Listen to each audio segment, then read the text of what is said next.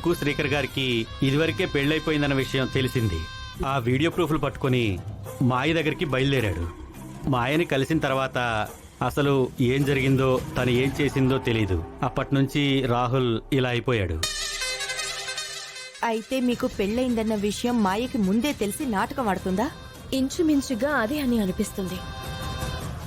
అలా అని నిర్ధారించుకోలేకపోతున్నాం. రాహుల్ కంప్లీట్ గా బ్లాంక్ అయి ఉన్నాడు. అతను మాట్లాడగలిగే పొజిషన్లో ఉండుంటే మనకి క్లారిటీగా తెలుసుండేది. సమస్య రోజు రోజుకి తీవ్రమవుతుందే గాని తగ్గుముఖం మాత్రం పట్టడం లేదు. అటువైపు ఆ వేదవతేమో మూర్ఖంగా తయారైపోయి నిజానిజాలేంటో తెలుసుకోకుండా బంధాలు అనుబంధాలు గురించి ఆలోచించకుండా ప్రవర్తిస్తోంది. నాకైతే మాయ మీద ఫుల్గా డౌట్ ఉంది. తన అడుగులు నలుపు రంగులోకి మారిపోయాయి. తర్వాత మారిపోయాయని మీతో చెప్పినప్పుడు మీరు నన్ను నమ్మలేదు. తర్వాత ఇంకో సంఘటన కూడా జరిగింది. అది కూడా మీరు నమ్మరని నేను చెప్పలేదు. ఏంటది? మీ గురించి నాగమ్మ దగ్గర ప్రార్థించినప్పుడు నాగమ్మ మాయ దగ్గరికి వెళ్ళింది. అప్పుడేం జరిగిందంటే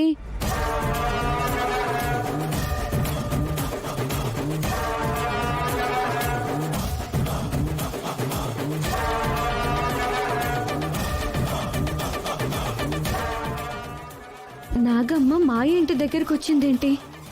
లోపలికి వెళ్తుంది. నేను అనుమానించినట్టు ఆ మాయని ఏమైనా చేయబోతుందా?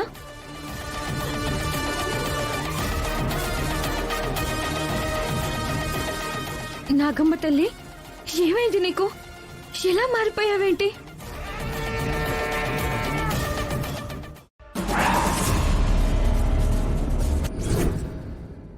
నాగమ్మ లాంటి దానినే ఆ విధంగా మార్చగలిగింది అంటే తను సామాన్యురాలు ఎలా అవుతుంది చెప్పండి? దైవశక్తిని కూడా నిలువరించగల దుష్ట శక్తి తన దగ్గర ఉంటేనే కదా అటువంటివి సాధ్యమవుతాయి. తన ఫ్యామిలీ బ్యాక్గ్రౌండ్ చూస్తే అలా ఉంది. నీ మాటలు నీ అనుమానాలేమో ఇలా ఉన్నాయి. అసలు ఏం అర్థం కావడం లేదు.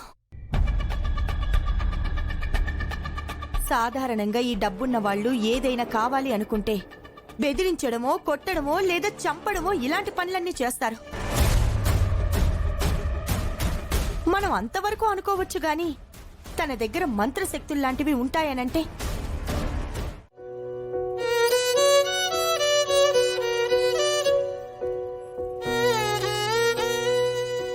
ఇద్దరూ ఏం మాట్లాడుకుంటున్నారు? తొందరలో నిశ్చితార్థం కాబట్టి ఆ కబుర్లు చెప్పుకుంటున్నారా చిలక గోరింకల్లా? ఏం జాతకంలో పుట్టేవయ్యా బాబు! అందరికీ నువ్వే కావాలి. నిహారిక వదిలిన తర్వాత రుద్రాని కూతురు అలేఖ్య తగిలింది. అలేఖ్య వదిలిన తర్వాత మాయ తగిలింది. పునర్వసు నక్షత్రం 4వ పాదం మిథున రాశిలో పుట్టినటువంటి వారిది శ్రీరాముడి జాతకంతో సమానమని అంటారు. ఆడవారు దరి చేరడానికి కూడా భయపడతారంటారు. మరి నీ విషయంలో ఏంటి రివర్స్ లో జరిగింది? కృష్ణుడి దగ్గరకు గోపికలు చేరినట్టు చేరుతున్నారు. ఈ ఫైల్ గురించి మాట్లాడడానికి వెళ్ళాను. నువ్విష్టం వచ్చిన స్క్రిప్ట్ రాసుకోకు.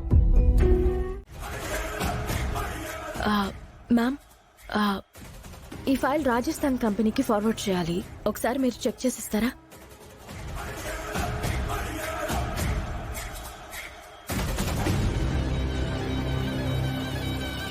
ఈ కంపెనీ డెలిగేట్స్ తో మీటింగ్ ఎప్పుడు ఉంటుంది? Maybe next month ma'am. Okay.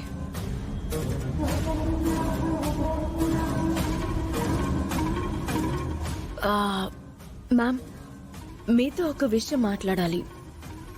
ఆఫీస్కి సంబంధించింది కాదు, మరి రాహుల్కి సంబంధించింది.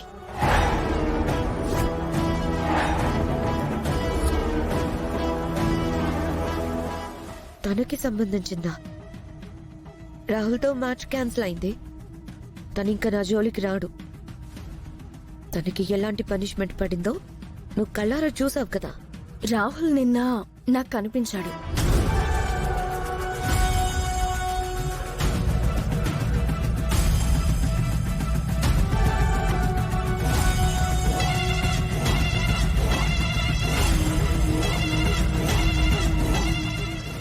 తగిలింది మ్యామ్.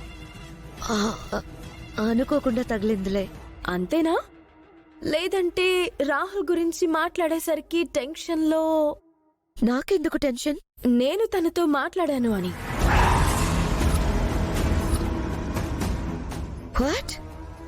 అవును మ్యామ్. వాడి నోరు చెయ్యి పడిపోయింది కదా, ఎలా మాట్లాడతాడు? ట్రీట్మెంట్ తీసుకుంటున్నాడు. మాట చేతులు పడిపోయాయి పాపం. ట్రీట్మెంట్ వలన కోలుకున్నాడా ఏంటి? ఏంటి మేడం సైలెంట్ అయిపోయారు? ఆ, తను నీతో ఏమైనా మాట్లాడా? ఏమైనా చెప్పాడా? మాట్లాడడానికి నోరు లేదు కదా మేడం, మాట రాదు కదా. మరి మాట్లాడాడు నన్ను? నేను మాట్లాడాను అన్నాను కానీ తను మాట్లాడాడు అని చెప్పలేదు కదా.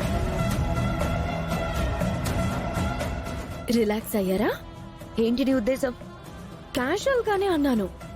తను మాట్లాడాలని ఏదో చెప్పాలని ప్రయత్నించాడు. తన ఫ్రెండ్ ఏమన్నాడంటే రాహుల్కి అలా జరగడానికంటే ముందు రాహుల్ మిమ్మల్ని కలిశాడంట. అది అబద్ధం. తను నన్ను కలవలేదు, కలిసే ధైర్యం కూడా చేయడు. అతను చెప్పింది చెప్తున్నాను, నేనేం కల్పించలేదు. లీవ్ ఇట్ అవని. ఇప్పుడు రాహుల్ గురించి ఇంత డిస్కషన్ అనవసరం. ఫైల్ అంతా okay, now you can go.